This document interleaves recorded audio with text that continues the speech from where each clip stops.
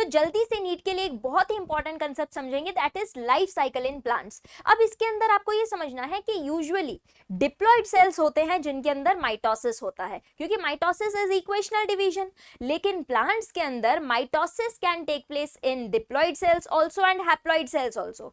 इस वजह से इसके अंदर दो अलग अलग तरह की प्लांट बॉडीज देखने को मिलती है, एक होती है हैप्लॉइड प्लांट बॉडी और एक होती है diploid plant body. Haploid plant body को हम कहते हैं gametophyte. What do we call haploid plant body? We call it as gametophyte. और गैमेटोफाइट नाम से आपको याद रखना है कि इसका काम होता है गैमेट्स बनाना। गैमेटोफाइट क्या करेगा? गैमेट्स बनाएगा। और एक डिप्लॉइड प्लांट बॉडी होती है which is sporophyte, and sporophyte भी नाम से समझ में आ रहा है कि ये क्या करेगा, इसका काम रहेगा spore formation. So gametophyte which is haploid plant body, ये क्या करेगी? ये हैप्लॉइड गैमेट्स बनाएगी। अब देखो गैमेट्स तो हमेशा हैप्लॉइड ही होते हैं ना, गैमेट्स तो डिप्लॉइड नहीं हो सकते, अदरवाइज क्रोमोसोम्स का नंबर डिस्टर्ब हो जाएगा किसी भी स्पीशीज में। सो गैमेटोफाइट अगर हैप्लॉइड गैमेट्स बना रही है तो यहां पर कौन सा सेल डिवीजन होना चाहिए? अगर इक्वल नंबर ऑफ क्रोमोसोम्स आपको देखना है, दोनों साइड पे डॉटर सेल्स अगर इक्वल नंबर ऑफ क्रोमोसोम्स वाले बनने हैं, so there should be mitosis taking place here.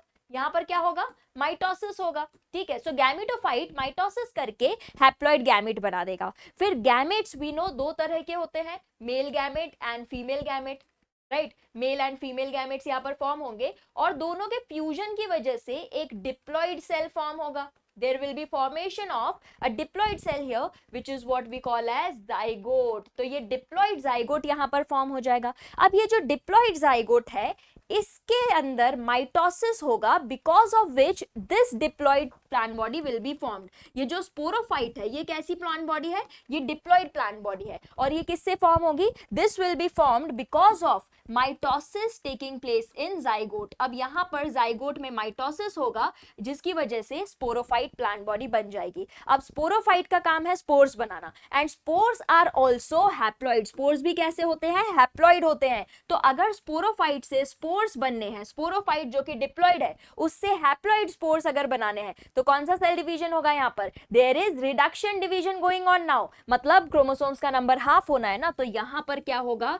Here there will be meiosis. तो अगर स्पोरोफाइट डिप्लॉइड से हैप्लॉइड स्पोर्स बनाने होते हैं, सो मियोसिस होता है। देन स्पोर्स के अंदर देयर विल बी अगेन, अब देखो स्पोर्स हैप्लॉइड है, गैमेटोफाइट भी हैप्लॉइड है, तो यहां पर कौन से डिवीजन से फॉर्मेशन होगा गैमेटोफाइट का? Now here there will be again mitosis. तो स्पोर्स में फिर माइटोसिस होकर गैमेटोफाइट बन जाता है। और इस तरह से प्लांट्स के अंदर ऑल्टरनेशन ऑफ जनरेशन देखने को मिलता है बिटवीन गैमेटोफाइट एंड स्पोरोफाइट। ये गैमेटोफिटिक प्लांट बॉडी और स्पोरोफिटिक प्लांट बॉडी आपस में ऑल्टरनेट करते रहते हैं और ये लाइफ साइकिल इस तरह से चलती रहती है। इस वजह से प्लांट्स की लाइफ साइकिल को ऑल्टरनेशन ऑफ जनरेशन भी कहते हैं। अब ऑल्टरनेशन ऑफ जनरेशन में आपको बस इतना याद रखना है कि गैमेटोफाइट हैप्लॉइड, उसने हैप्लॉइड गैमेट्स बनाए, कैसे? माइटोसिस से। गैमेट्स मेल फीमेल बने, यहां पर फर्टिलाइजेशन हुआ, जाइगोट बन गया। Zygote is diploid. Okay, fertilization को सिनगैमी भी कह सकते हैं। नाउ डिप्लॉइड जाइगोट के अंदर माइटोसिस होगा, डिप्लॉइड स्पोरोफाइट बनेगा। डिप्लॉइड स्पोरोफाइट के अंदर मियोसिस होगा, हैप्लॉइड स्पोर्स बनेंगे, and then again spores will give rise to gametophyte by mitosis. इतनी सी बात आपको याद रखनी है बस। और यहां पर जितने पार्ट में आपको डिप्लॉइड स्ट्रक्चर्स दिख रहे हैं, वो पार्ट आएगा स्पोरोफिटिक जनरेशन में, और जिस पार्ट में आपको हैप्लॉइड स्ट्रक्चर्स दिख रहे हैं वो पार्ट आएगा गैमेटोफिटिक जनरेशन में। तो इसको हम कैसे डिवाइड करेंगे? यहां पर डिप्लॉइड स्ट्रक्चर्स क्या क्या दिख रहे हैं? ये जाइगोट है आपका, zygote and sporophyte. Okay, zygote और स्पोरोफाइट वाला जो पार्ट यहां पर दिख रहा है वो होगा आपका स्पोरोफिटिक जनरेशन का पार्ट। और यहां पर जितने हैप्लॉइड स्ट्रक्चर्स दिख रहे हैं, गैमेट्स, गैमेटोफाइट, स्पोर्स, ये सब हैप्लॉइड स्ट्रक्चर्स हैं, तो ये होंगे गैमेटोफिटिक जनरेशन का पार्ट। और ये दोनों ही जनरेशंस एक दूसरे को ऑल्टरनेट करती रहती हैं। So here I can say that this is the gametophytic generation. ये कौन सी जनरेशन है? ये है गैमेटोफाइटिक जनरेशन। ओके, क्योंकि यहां पर हैप्लॉइड स्ट्रक्चर्स है, तो जहां जहां हैप्लॉइड स्ट्रक्चर्स दिख रहे हैं वो समझ जाना कि गैमेटोफिटिक जनरेशन है। और यहां पर क्योंकि हमें डिप्लॉइड स्ट्रक्चर्स दिख रहे हैं, तो ये पार्ट होगा स्पोरोफिटिक जनरेशन का। ये क्या है? स्पोरोफिटिक जनरेशन है। अब अलग अलग प्लांट्स में ये जनरेशंस अलग अलग तरह से अपने आप को एग्जिबिट करती हैं और उसके बेसिस पर अब हम कुछ एग्जांपल्स देखेंगे। Okay, so let's have a look at certain examples on the basis of that. तो देखिए, अब यहां पर हम देखते हैं सबसे पहले haplontic life cycle. What do we mean by haplontic life cycle? Haplontic life cycle में जो गैमेटोफाइट होता है ना बच्चों, gametophyte it is actually the dominant phase in this cycle. इस लाइफ साइकिल में गैमेटोफाइट फेज जो होता है वो डोमिनेंट होता है, वो इंडिपेंडेंट होता है, फ्री लिविंग होता है, फोटोसिंथेसिस कर सकता है, मतलब ये डोमिनेंट फेज है इस लाइफ साइकिल का। और गैमेटोफाइट अगेन माइटोसिस से गैमेट्स बनाएगा, गैमेट्स मेल फीमेल फ्यूज होकर जाइगोट बनाएंगे। और अब इसके अंदर क्या होता है ना, हैप्लॉन्टिक लाइफ साइकिल के अंदर ये होता है कि ये जाइगोट ही स्पोरोफाइट को रिप्रेजेंट कर रहा है, मतलब इसमें स्पोरोफिटिक प्लांट बॉडी कुछ भी नहीं है हैप्लॉन्टिक लाइफ साइकिल में। Only this zygote is the diploid structure, सिर्फ यही डिप्लॉयड स्ट्रक्चर है यहाँ पर, और ये अकेला ही पूरी स्पोरोफिटिक जनरेशन को रिप्रेजेंट कर रहा है। This is the sporophyte here, यही स्पोरोफाइट है यहाँ पर डिप्लॉयड।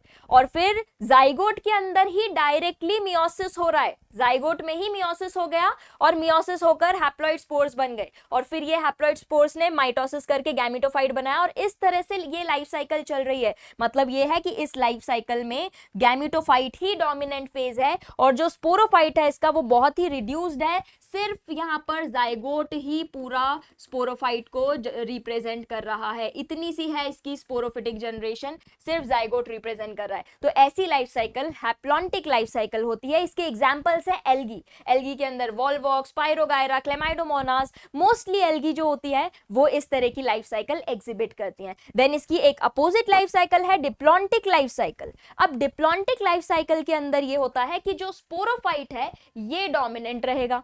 अब इसके अंदर sporophyte is the dominant phase, इसके अंदर sporophyte will be the dominant phase. Okay, diploid plant body है, मियोसिस करके क्या बनाएगी, स्पोर्स फॉर्म कर देगी हैप्लॉइड, देन स्पोर्स के अंदर माइटोसिस होकर गैमेटोफाइट बनेगा। अब इसका जो गैमेटोफाइट रहता है इट इज फ्यू सेल्ड, मतलब इसके अंदर सिर्फ कुछ ही सेल्स रहते हैं, ओनली फ्यू सेल्ड स्टेज होती है इसके गैमेटोफाइट की, और ये डोमिनेंट नहीं है इसके अंदर। एंड देन गैमेटोफाइट में माइटोसिस होगा, then gamete formation will take place, और उसी तरह से फर्टिलाइजेशन होकर जाइगोट बनेगा, माइटोसिस होकर स्पोरोफाइट बनेगा। तो पूरी जो प्लांट बॉडी होती है जो हमें एंजियोस्पर्म्स में, जिम्नोस्पर्म्स में देखने को मिलती है, वो एक्चुअल में स्पोरोफाइट होती है। वो फोटोसिंथेसिस करती है, फ्री लिविंग होती है, इंडिपेंडेंट होती है, और इसका gametophyte is only few sailed long, और इसी वजह से इसको हम डिप्लॉन्टिक लाइफ साइकिल बोलते हैं, क्योंकि इसमें diploid plant body sporophyte is dominant. And इसके एग्जांपल्स हैं जिम्नोस्पर्म्स, एंजियोस्पर्म्स, एंड अभी हमने क्या पढ़ा कि एल्गी के अंदर यूजुअली हैप्लॉन्टिक लाइफ साइकिल होती है, लेकिन फ्यूकस एक ऐसी एल्गी है जो कि डिप्लॉन्टिक लाइफ साइकिल शो करती है। इसको नोट कर लेंगे, इंपॉर्टेंट एग्जाम्पल है ये, एग्जाम में इसी तरह के एग्जाम्पल्स पूछे जाते हैं। ओके, सो ये एग्जाम्पल हो गया आपका किसका, डिप्लॉन्टिक लाइफ साइकिल का। So this becomes the example of what, diplontic life cycle. यहाँ पर कौन डोमिनेंट है, यहाँ पर आपका स्पोरोफाइट डोमिनेंट है, और गैमेटोफाइट फ्यू सेल्ड का है, बस फ्यू सेल्स हैं उसमें। देन उसके बाद आती है हैप्लोडिप्लॉन्टिक लाइफ साइकिल, मतलब हैप्लॉन्टिक और डिप्लॉन्टिक के बीच में कहीं पर ये एग्जिस्ट करती है हैप्लोडिप्लॉन्टिक लाइफ साइकिल। और इसमें क्या होता है कि दोनों ही स्पोरोफाइट और गैमेटोफाइट दोनों ही एक टाइम पर डोमिनेंट फेज शो करते हैं। कैसे, वो हम समझते हैं यहाँ पर। तो देखिए, अब यहाँ पर अगेन वही कहानी है, गैमेटोफाइट हैप्लॉइड है, माइटोसिस करके गैमेट्स फॉर्म करेगा, देन गैमेट्स मेल फीमेल दोनों फॉर्म होंगे यहाँ पर। Okay, male gamete and female gametes form होंगे, इनका फ्यूजन होगा और क्या बन जाएगा, जाइगोट बन जाएगा। देन इस जाइगोट के अंदर माइटोसिस होगा और diploid plant body sporophyte form होगी, स्पोरोफाइट के अंदर मियोसिस होगा और हैप्लॉइड स्पोर्स बनेंगे, देन हैप्लॉइड स्पोर्स में अगेन माइटोसिस हो गए, गैमेटोफाइट। ये लाइफ साइकिल तो चलनी है, लेकिन इसको हैप्लोडिप्लॉन्टिक क्यों कहते हैं? ऐसा देखने को मिलता है हमें ब्रायोफाइट्स और टेरिडोफाइट्स में, इस तरह की लाइफ साइकिल देखने को मिलती है। ब्रायोफाइट्स में ये होता है कि ब्रायोफाइट्स का जो गैमेटोफाइट होता है ना बेटा, ब्रायोफाइट्स का गैमेटोफाइट डोमिनेंट होता है। इंडिपेंडेंट होता है, फोटोसिंथेसिस कर सकता है। और हम जानते हैं कि ब्रायोफाइट्स का बॉडी कैसी होती है, थैलॉइड होती है, उसमें ट्रू रूट, स्टेम, शूट ये सब नहीं होता है, तो थैलॉइड बॉडी होती है उसकी, और इरेक्ट। तो ब्रायोफाइट्स में जो फोटोसिंथेसिस करने वाला प्लांट बॉडी होती है वो डोमिनेंट होती है, इंडिपेंडेंट होती है, थैलॉइड होती है, इरेक्ट होती है, वो ही एक्चुअल में इसमें गैमेटोफाइट होता है। ओके, सो ब्रायोफाइट्स में क्या है, गैमेटोफाइट डोमिनेंट है। और जो उसका स्पोरोफाइट है, स्पोरोफाइट जो है वो मल्टी सेल्यूलर है लेकिन शॉर्ट लिव्ड है। मल्टी सेल्यूलर और शॉर्ट लिव्ड है, मतलब कुछ ही टाइम के लिए रहता है, और वो डिपेंडेंट होता है, या तो पूरी तरह से डिपेंडेंट होगा या फिर थोड़ा बहुत पार्शियली डिपेंडेंट होगा। किसके ऊपर, गैमेटोफाइट के ऊपर। गैमेटोफाइट के ऊपर वो डिपेंडेंट होगा, किस लिए, अपने न्यूट्रिशन के लिए और एंकर करने के लिए, मतलब ऐसे पकड़ बना के रखने के लिए वो किसके ऊपर डिपेंडेंट है, गैमेटोफाइट के ऊपर डिपेंडेंट है। तो इसके अंदर क्या हो रहा है बेटा, ब्रायोफाइट्स में जो गैमेटोफाइट है वो डोमिनेंट है, वो फोटोसिंथेसिस कर रहा है, मतलब फूड प्रिपेयर कर रहा है, और स्पोरोफाइट जो है वो इसके ऊपर डिपेंडेंट है। ओके, पार्शियली या फिर पूरी तरह से।